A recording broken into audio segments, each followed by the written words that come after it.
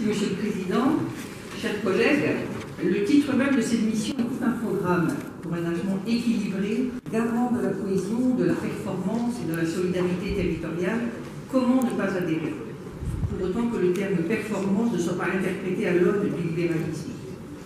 La présentation de cette mission vient en écho au dossier du Césaire intitulé « Les dynamiques de coopération interrégionale Bretagne-Pays de la Loire » que je n'ai pu m'empêcher de lire en remplaçant Pays de la Loire par Loire-Atlantique pour retrouver plus de sens de mon point de vue, qui aux questions pourquoi coopérer et sur quel périmètre coopérer répond qu'il ne faut pas se limiter aux frontières administratives car il existe une continuité des caractéristiques territoriales physiques qui appellent une réponse commune.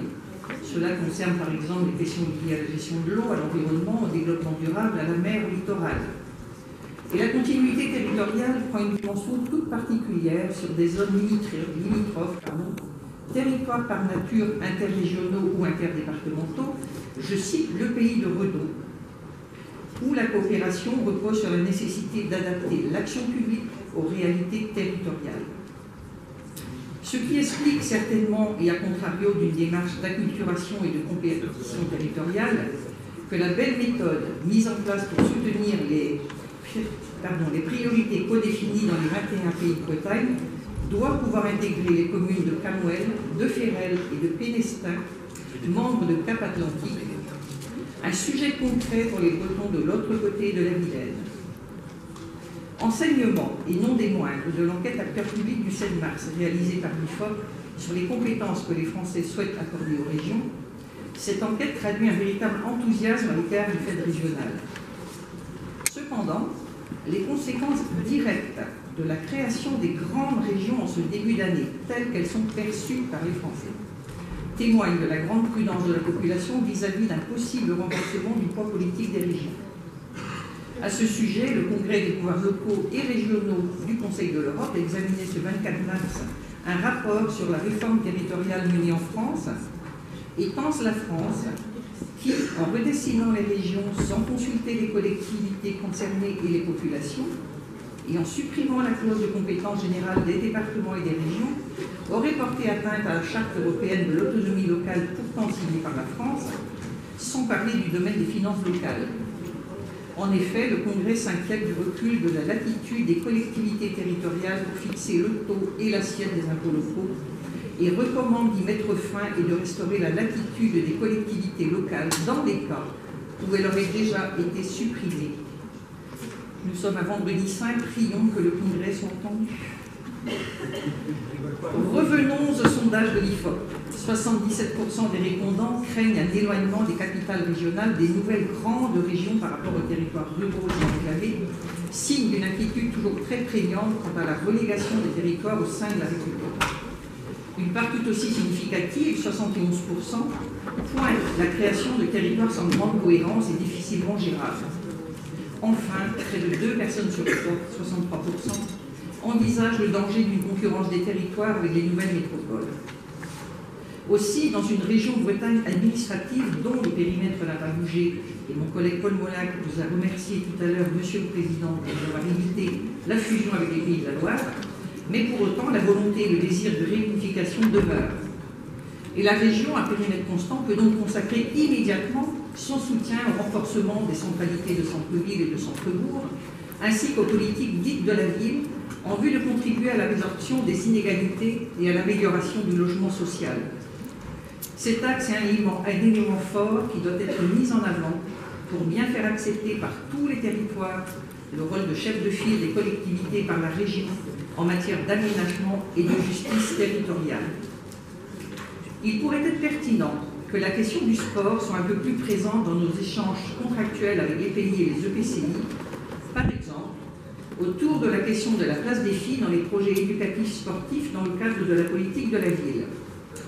Je dis cela parce qu'il y a pas mal de projets sportifs dans les quartiers dits sensibles autour de groupes de garçons qui sont visibles sur l'espace public, mais nous devons aussi nous interroger sur des projets de même nature au profit des filles qui sont souvent moins visibles dans ces mêmes espaces publics. Notre groupe salue la poursuite de l'implication de la région dans l'animation territoriale de santé, et ce, malgré les difficultés budgétaires et la suppression de la clause de compétence générale.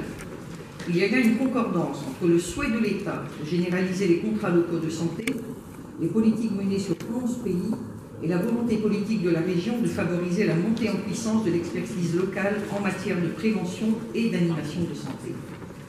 Les données actualisées par l'Observatoire régional de santé de Bretagne concernant la surmortalité en Bretagne liée aux addictions ou au suicide, par exemple, justifient, s'il le fallait, la poursuite de cette politique de proximité de longue haleine.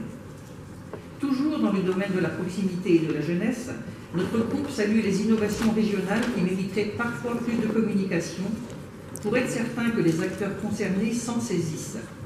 Je pense au crowdfunding régional pour les jeunes, qui est une très belle initiative et qui mériterait d'être plus connue. D'autant que le sondage IFOP que je citais à l'instant soulignait que les plus jeunes, s'agissant notamment des domaines d'action économiques comme l'emploi, la formation professionnelle ou encore la recherche, font montre d'une méfiance bien plus élevée que leurs aînés à l'encontre de la région. Nous avons un capital confiance à restaurer pour notre action publique auprès de la jeunesse. Nous insistons sur les enjeux du SRADEP, outil opposable au SCOT. Il permettra donc un aménagement cohérent de la région Bretagne, fera de la région le véritable chef de file de la filière des collectivités, et cette légitimité nécessitera beaucoup de concertation avec les pays et les EPCI autour des questions fondamentales que sont l'implantation des différentes infrastructures d'intérêt régional, le désenclavement des territoires ruraux, l'habitat, la gestion économe de l'espace, l'intermodalité et le développement des transports, la maîtrise et la valorisation de l'énergie, la lutte contre le changement climatique et contre la pollution de l'air, la protection et la restauration de la biodiversité, la prévention et la gestion des déchets.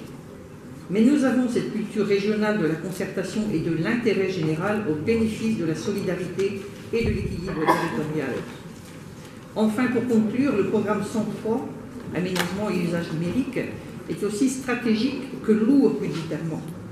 Les points clés en sont l'aménagement équilibré du territoire en très haut débit et la résorption des zones blanches de téléphonie mobile. C'est un enjeu d'aménagement équilibré des territoires tout aussi important que celui de l'accessibilité par les transports pour le développement économique et la présence d'entreprises sur l'ensemble des territoires bretons. C'est aussi un enjeu social et sociétal parce que nous voyons le succès du dispositif Visa Internet qui permet de participer à la résorption de la fracture des usages numériques. Alors que répondre aux attentes et à l'impatience, voire à la frustration vécue sur les territoires? Il nous revient de dire et d'expliquer sur les territoires le processus et la démarche et la mission en route.